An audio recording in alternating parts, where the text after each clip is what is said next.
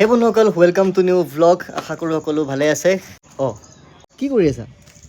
তেল লগাই আছো চুলিত। আমাৰ বাইদেৱে তেল লগাই ৰ'দটো আছে। মুখতে পৰিছে।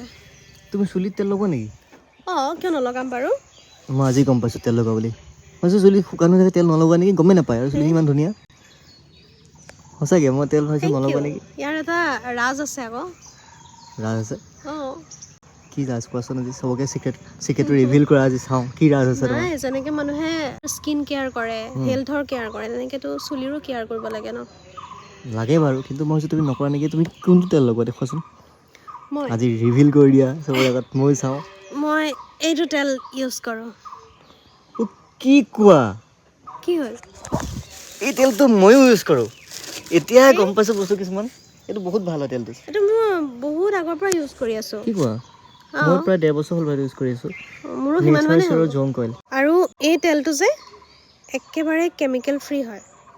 সেইটো হয়। আৰু আজিকালি যিহেতু বজাৰত গোটেই তেলবোৰেই কেমিকেল থকা নহয় জানো, সেইকাৰণে আমাক কেমিকেল নথকা তেল বা চেম্পু বহুত দৰকাৰ।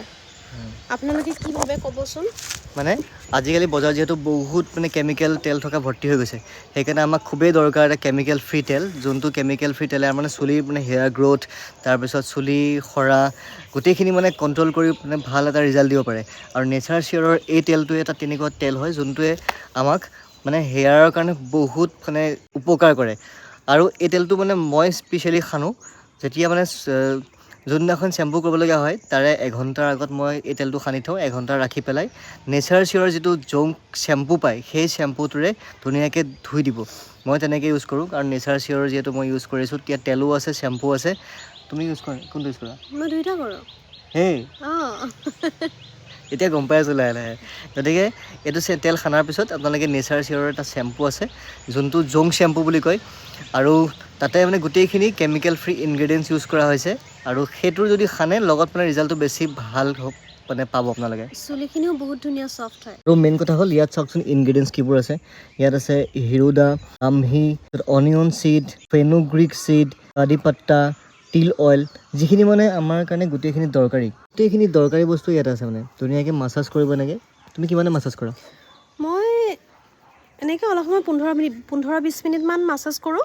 গতিকে আপোনালোকেও যদি বিচাৰে নিজৰ চুলিখিনিক এটা ভাল কেয়াৰ দিবলৈ, মোৰ ডেছক্ৰিপশ্যনত লিংক দিয়া আছে। গতিকে সেই লিংক ইউজ কৰি আপোনালোকে কিনিব পাৰে। আৰু নেচাৰ চিয়ৰ যিটো ৱেবছাইট, তাতো পাব। খালি ইউজ কৰক আৰু ৰেগুলাৰ বেচিছত ইউজ কৰক। এদিন দুদিন ইউজ কৰি এৰি দিলে ৰিজাল্ট নাপাব। গতিকে ৰেগুলাৰ ইউজ কৰক। গোটেইখিনি ধুনীয়াকৈ নেচাৰ চিয়ৰ চেম্পু আৰু নেচাৰ চিয়ৰ জং অইল গোটেই পাৰিলে এটা কম্বিনেশ্যনটো লৈ পেলাই ইউজ কৰক। অতি কম দিনৰ ভিতৰতে এটা বহুত ভাল ৰিজাল্ট পাব। লিংক দিয়া আছে ডেছক্ৰিপশ্যনত, তাত চেক কৰক আৰু কিনিব পাৰিব।